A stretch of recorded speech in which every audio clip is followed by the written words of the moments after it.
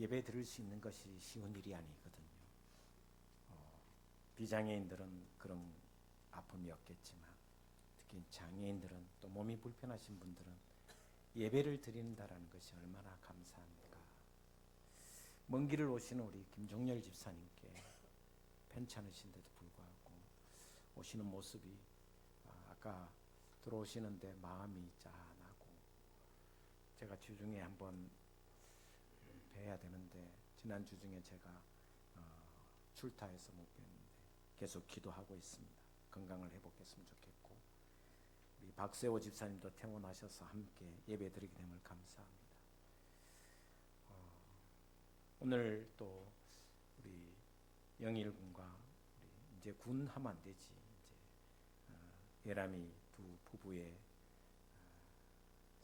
결과물 열매인 아이니가 함께 예배드리게 돼서 너무너무 감사하고 기쁩니다. 그리고 또 함께 예배드리는 우리 김창란 권사님께도 감사를 드립니다. 여러분은 여러분이 보는 세상은 어떻게 보입니까? 아름답게 보이는지 아니면 부정적으로 어둡게 보이는지. 아름답게 보인다는 것은 내 안에 아름다움이 있기 때문입니다. 세상이 복잡하게 보이면 내 안이 복잡하다라는 것을 증명하는 것입니다. 아름답게 보인다라는 것은 성숙되어 가고 있다라는 증거입니다. 저는 장례식을 굉장히 많이 갑니다. 집례도 많이 하지만 장례식에 가면 어떤 장례식에 가면 손님 한 분 없어서 그러니까 문상객이 저밖에 없는 경우도 종종 있습니다.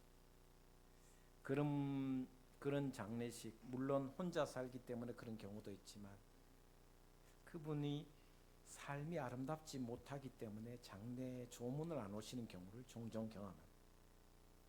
근데 또 어떤 장례식은 그 사람이 너무 아름다운 삶을 살아서 많은 사람들이 그분을 추억하고 그분의 아름다움을 이야기하는 모습 속에서 감동이 있을 때가 있습니다. 그래서 살아가는 것이 얼마나 아름답게 살아가느냐 또 어둡게 살아가느냐 선택은 자기의 몫이 아닌가 이런 생각을 또 해봅니다. 세상에는 참 아름다운 이야기가 많이 있습니다. 제가 아주 옛날에 2014년도에 기억했던 아름다운 이야기. 지금 그분이 청년이제에서 지금 미국에서 교수 생활을 하고 있는 청년 이야기를 저는 한 10몇 년 전에 들었습니다. 서주용이라는 시각장애 1급의 이야기입니다. 초등학교 5학년 올라간 무렵에 녹내장으로 인해서 12살 나이에 1급 장애인이 됩니다. 집이 안양이었는데 학교를 옮길 수밖에 없었습니다. 그래서 서울 맹학교로 옮기게 됩니다. 엄마가 8년 동안 고등학교 졸업할 때까지 엄마가 매일 통학길을 왔다 갔다 했고 아버지는 매일 밤마다 아직 이 점자를 다 익히지 못했기 때문에 아빠가 8년 동안 매일 교과서를 다 읽어주었습니다. 이 친구가 졸업하는 날 국비 장학금을 받아서 대학 성균관 대학교에 들어가서 장학생이 되어서 국비 장학으로 시각장애 1급인데 미국으로 유학 가게 됩니다. 그리고 미국에서 석사, 박사 학위를 받습니다. 그리고 지금은 일리노이대 조교수로 한국에 돌아오지 않고 이제 거기서 후학들을 가르치고 있는 아주 멋있는 사람이 되었습니다. 그런데 이 청년이 바라보는 세상에 대해서 이렇게 이야기한 적이 있습니다. 사람들은 나를 장애인이라 불렀지만 엄마 아빠는 나를 나의 아들이라고 늘 불러주었다. 사람들은 나를 불쌍하다고 또 안쓰럽다고 혀를 끌끌 차며 이야기했지만 아버지와 아빠와 엄마는 한 번도 그런 이야기를 하지 않았고 끊임없이 자랑스럽다고 말씀하셨다.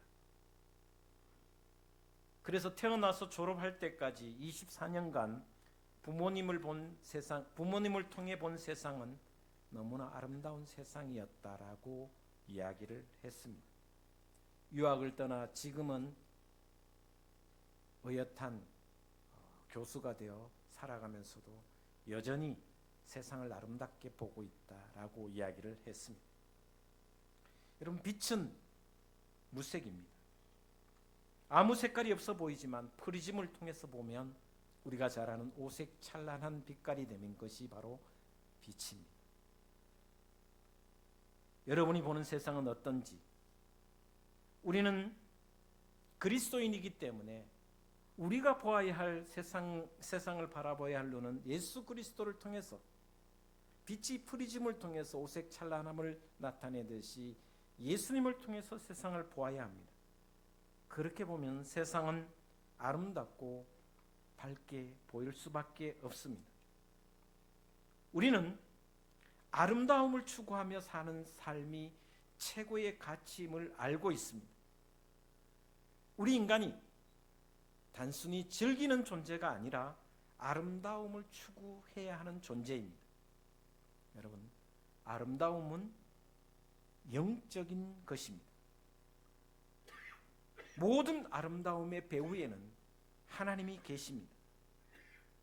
그래서 아름다움은 영적인 것에서 나옵니다.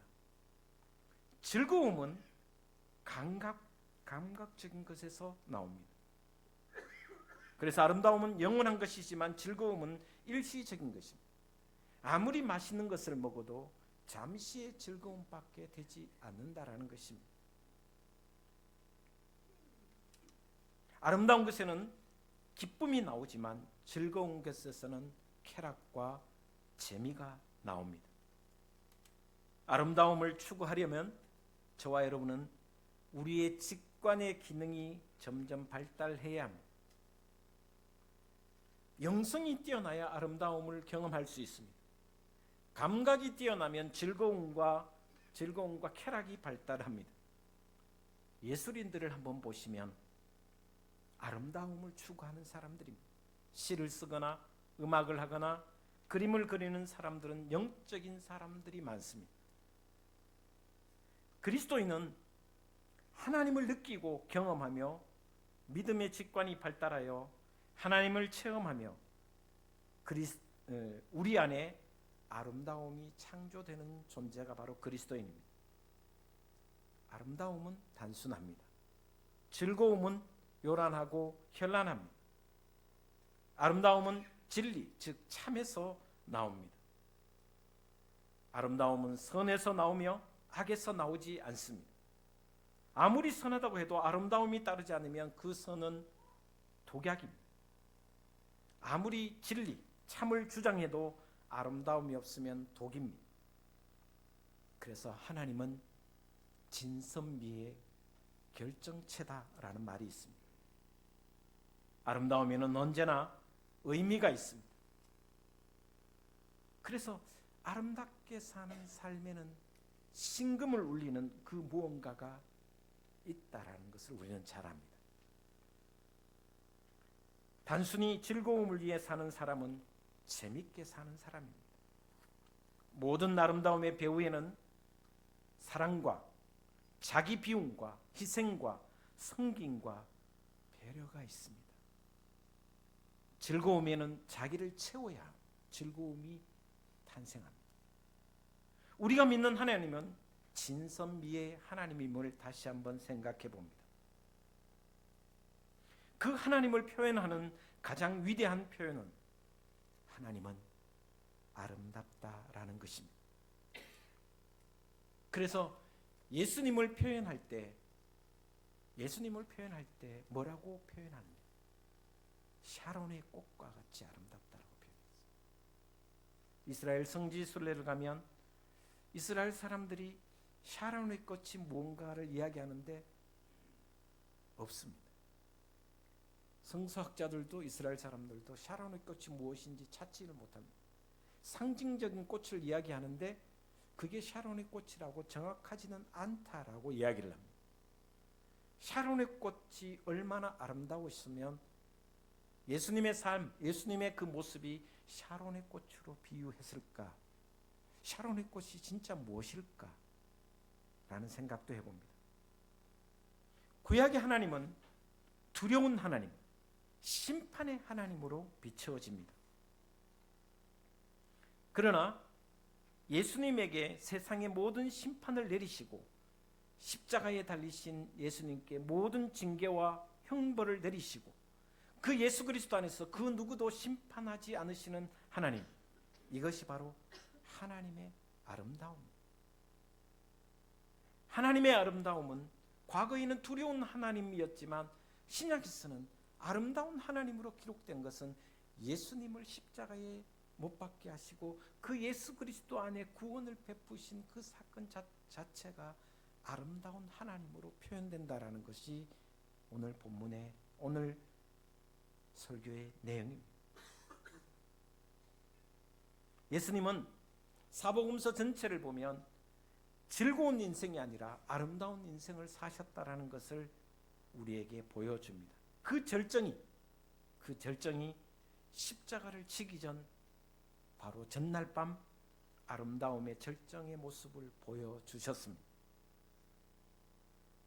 마가복음, 누가복음, 마태복음, 이 세 복음, 공간복음에서는 만찬을 하시면서 제자들에게 떡을 떼어 주셨습니다. 떡을 떼어 주시면서 이렇게 말씀하십니다. 이것은 너희를 위해 찢긴 내 몸이다. 받아 먹으라. 그리고 포도주를 주시면서 또 이렇게 말씀하셨습니다. 이것은 너희를 위해 흘리는 내 피다. 받아 마시라. 이것이 바로 하나님의 사랑 이야기입니다. 너무나 아름다운 모습입니다. 떡과 포도주를 내어주시는 것은 의식적인 것입니다.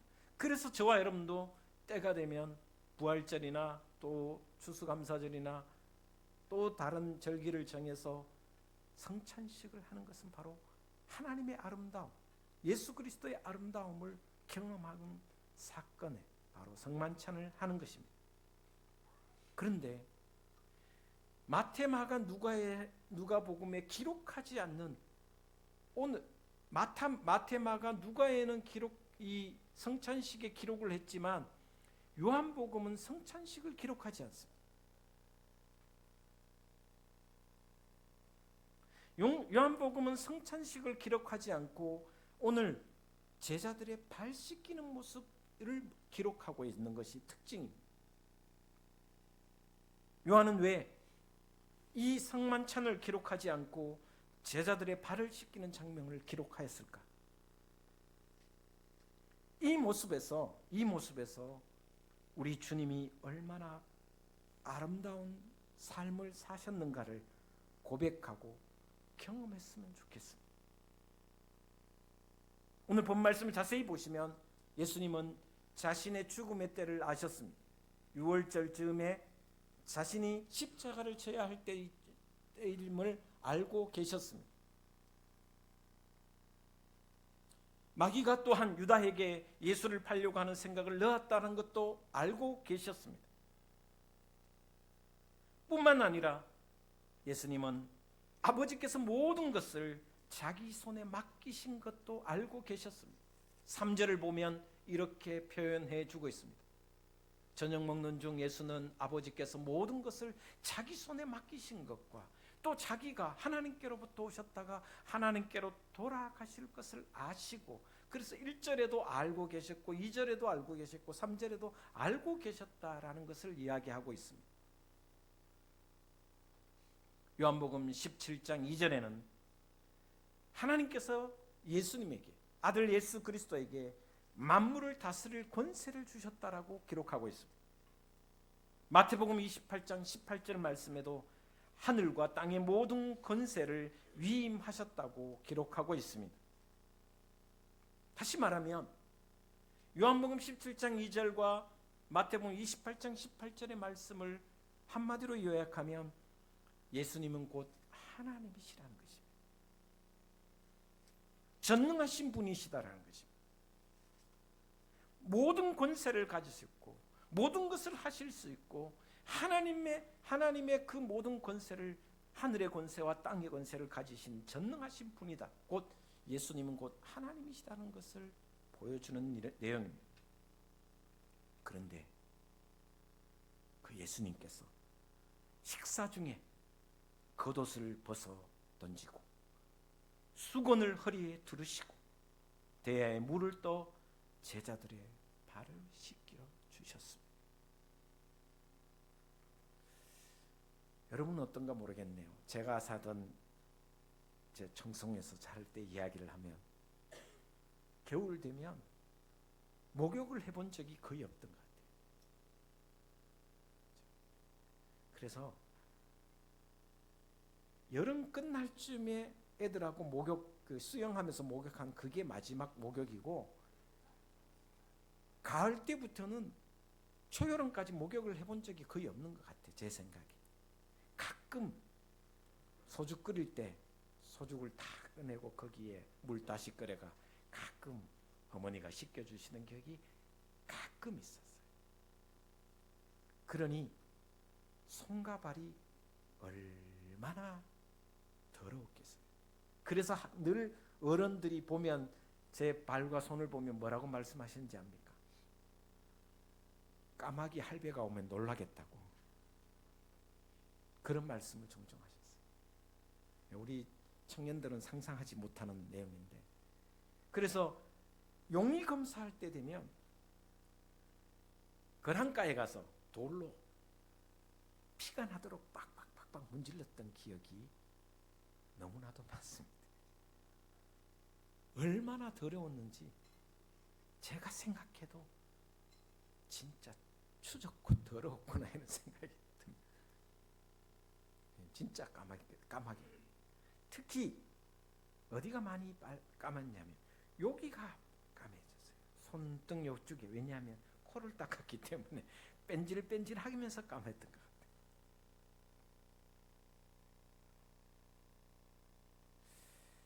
왜 제가 이 이야기를 하냐면 지금부터 2000년 전이니까, 그죠? 이스라엘 땅은 우리보다 더 흙먼지가 많고 더러운 곳입니다. 위생적으로도 더러울 수밖에 없는 시대에 살았습니다. 하루 종일 제자들이 다녔으니 얼마나 발이 지저분했겠습니까? 더러워졌겠습니까?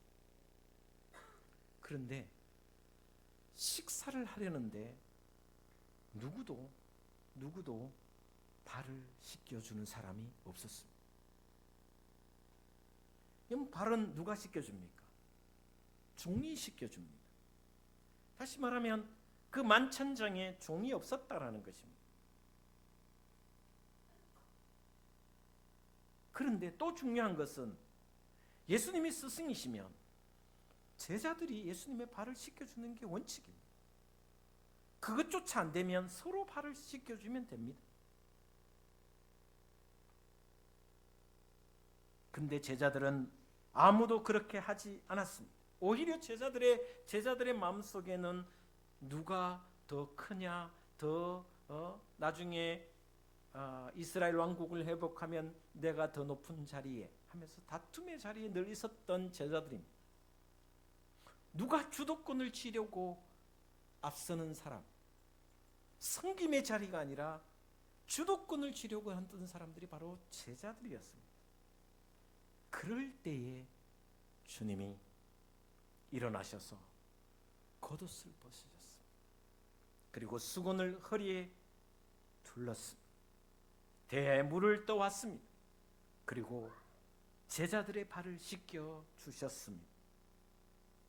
여러분, 저는 이 장면에서 한번 생각해 봤습니다. 성경에는 안 나와 있습니다. 누구 발을 먼저 씻겨 주셨을까요? 내 발. 예, 제가 씻겨 드리겠습니다. 여러분, 누구 발을 먼저 씻겨 드렸을까요? 여러분, 제 상상입니다. 제 생각입니다. 아마 첫 번째는 가룟 유다의 발을 씻겨 주셔서 두 번째는 베드로의 발을 씻겨 주실 것이다 생각합니다. 일설에 의하면, 그러니까 사복음서 외에 다른 이렇게 성경에 책들이 종종 있습니다. 가룟 유다의 발을 먼저 씻겨 주셨다는 내용도 있습니다. 답은 없습니다만은 제 생각을 한번 해본 겁니다. 가장 영광스럽고 모든 권세를 가지신 하나님이신 그 예수 그리스도께서 가장 낮은 종의 자리까지 내려가서 발을 씻겨 주셨습니다. 예수님은 가장 선하시고 흠이 없으신 분입니다. 그런 예수님께서 가장 더럽고 가장 죄스러운 가룟 유다의 발을 씻겨 주셨습니다.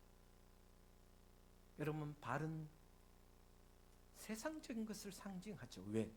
땅을 딛고 있으니 발은 세상을 딛는 죄의 상징을 의미하는 것이기도 합니다.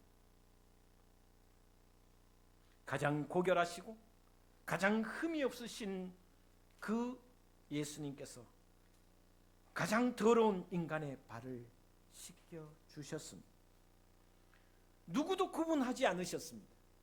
가룟 유다라고 씻겨주지 않고 베드로라고 배반할 것을 아셨기 때문에 씻겨주지 않으시고 구분하지 않고 씻겨주셨습니다.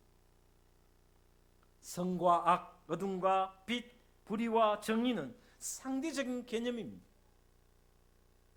누구라도 구분하지 않았습니다. 선과 악을 구분하지 않았습니다. 어둠과 빛을 구분하지 않았습니다. 정의와 불의를 구분하지 않았습니다. 여러분, 모든 것은 상대적이라는 말을 한번 생각 뒤집어 보면 예를 들면 이렇습니다. 우리가 생각할 때 안중근 의사는 위대한 독립투사입니다.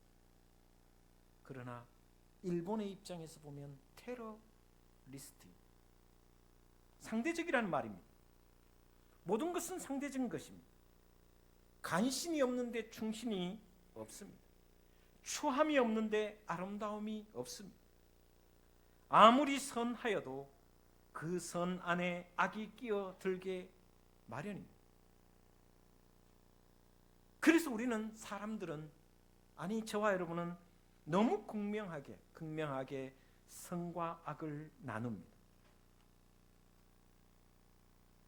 참 선이시고 참 하늘이시고 참 고귀하신 하늘의 권세를 또 영광을 가지신 예수 그리스도께서 선과 악, 빛과 어둠, 정의와 불의를 다 품으시는 장면이 바로 제자들의 발 씻긴 내용입니다. 그래서 하나님은 사랑의 대상을 찾으시지 않고 사랑의 대상을 창조하시는 분이다라는 것입니다. 그 앞에 있는 사람이 누구든지, 주님 앞에 있는 사람이 누구든지 사랑의 대상으로 창조하셨습니다. 아무리 허물 많고 버림받은 존재일지라도 우리 하나님은 그런 우리를 사랑의 대상으로 창조하셨다는 말씀입니다. 그래서 제가 종종 이 이야기를 합니다. 하나님 사랑을 받지 못할 단 한 사람도 이 땅에는 없다. 하나님의 사랑이 필요 없는 선한 인간도 이 세상에는 한 명도 없다. 믿음이라는 게 뭘까요? 주님께서 모든 영광을 내려놓고 허리에 수건을 두르시고 대물을 담아 내 앞에 놓고, 여러분 앞에 놓고 노예의 신분, 종의 신분이 되어 엎드려 발을 씻으려 할 때 내 발이 더럽고 추하지만 부끄럽지만 용감하게 내 발을 내미는 것이 참 믿음입니다. 우리의 더럽고 상처투성이인 발을 주님 앞에 그대로 내어 미시면 우리의 발을 내미면 주님은 오둑보둑 씻겨주시고 수건으로 닦아주시면서 이렇게 말씀하십니다. 발만 닦아도 깨끗하여 지노라.